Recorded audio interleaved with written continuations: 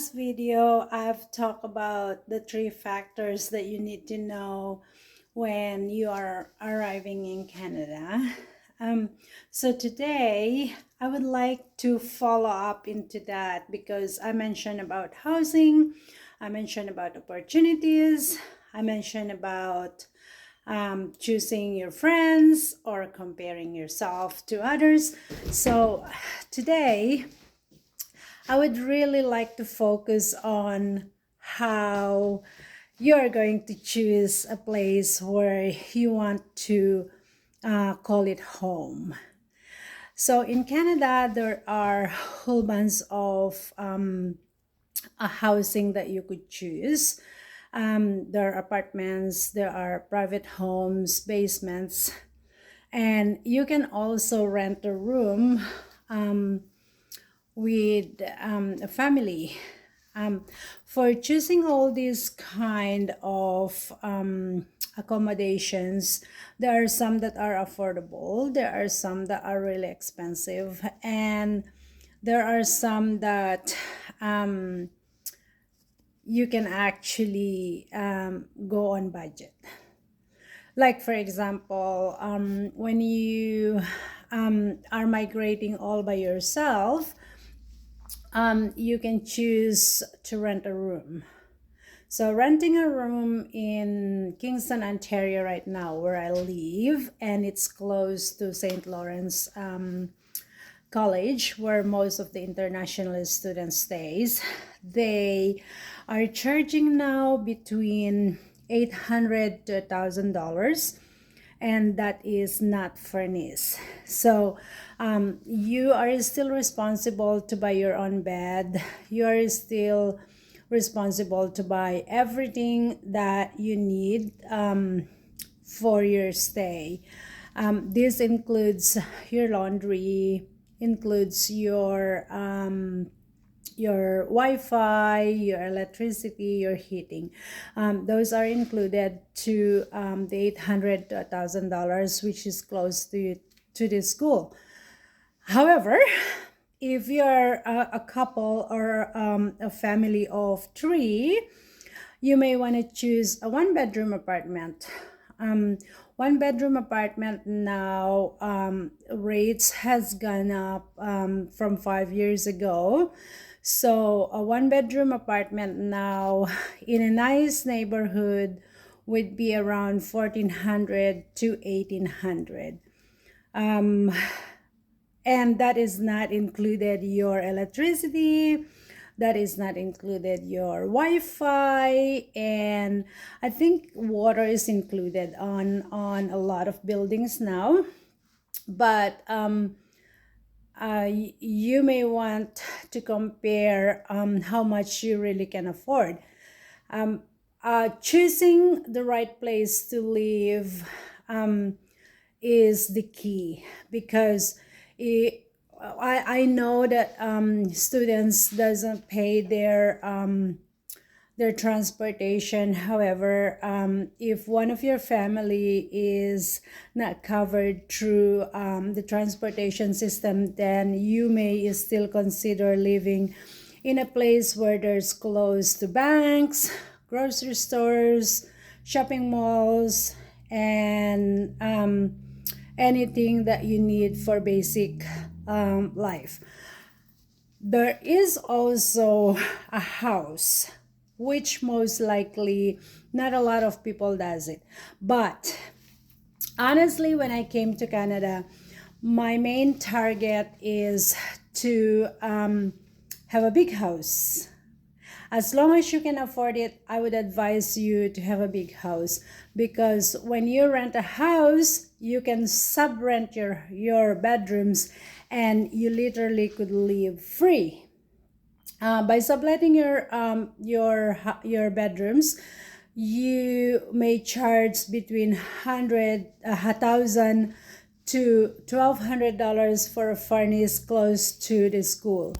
And mostly for 3-4 bedrooms right now, they are going between 2,800 to 3,200. And with the high rise of cost of living, you may want to consider putting in more money into accommodation and sub-renting it, and you can live for free. That is most what I advise for everybody, because I think that is very affordable, mostly for people that just migrating in Canada. The only problem is if you are on budget, then yes, you cannot afford it. But in the long run, I would think that is very practical.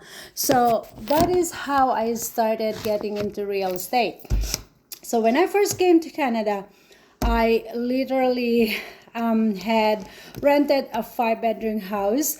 I have 2 kids. So my 2 children shared their room. I stayed in 1 room, and we sub-rent 3 bedrooms. And that was way back in 2008. And the rent back then was only $1,300. I rented 3 rooms to international students, and I charged them $800 per room, which is more than what I paid. It's more than what I could spend for electricity, telephone, internet, and everything. And I still profit about $350 a month. And we live there for free because they pay everything, including our utilities. That drives me into my next goal. Living in the house for 16 months, I literally purchased my first house. I had enough down payment from working hard and living for free in a house that is rented by other international students. So that is how I save my money to purchase my next house. It's pretty amazing, but it works. So from that time on, I was very amazed on real estate. That drives me, that first step alone drives me to where I am right now, from being homeless in Canada to owning 9 properties at the end of my 10-year living in Canada. So guys, it is actually very hard to start in a foreign country, but guess what? We are Filipinos, we can thrive. We are Filipinos, we can do anything that we put our hearts into. So kick all your fears and get into it, and come and study in Canada, spend money, come and study, seek employment. So employment, we're talking about employment. So employment in Canada is very easy to find one. As long as you're not choosy, you can find a good employment, especially for nurses, especially for skilled workers. You guys are very lucky if you are migrating in Canada, because there are a lot of opportunities in here that you could make a lot of money if you are driven, if you have high goals, and if you're not choosy. So there are also a lot of Filipinos you meet in Kingston or all over Canada that are very, very kind and very generous. They will help you along the way. They will help you in every step of the way until you are stabilized in your housing and your finances. We have helped a lot of people that migrate here, because we know how hard it is to migrate in a foreign land. The other part that we with other Filipinos encouraging other immigrants to come to Canada is, do not kick your opportunities.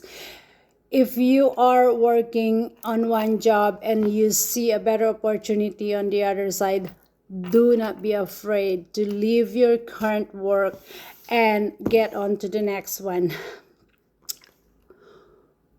having multiple jobs on the very first few years of your life in Canada is very, very rewarding, guys. When I first started working in Canada, I had 3 jobs. 3 jobs. I have morning, I work in the afternoon, and I work at night. So accumulating all those employments and just working hard, trying to budget, trying to meet your goals is the key to success. Taking day by day, step by step to meet your dreams is a key to an early retirement. So at the age of 48, I said goodbye to the workforce, but not saying goodbye to working hard. I still own a couple of properties, and I still own business that my children has been managing it right now. And with my guidance and my knowledge and all my connections, I think my children will gonna do better. So if you guys has a dream to come to Canada, if you guys are already in Canada and needed some guidance or needed some help, drop me a message. I will be there for you.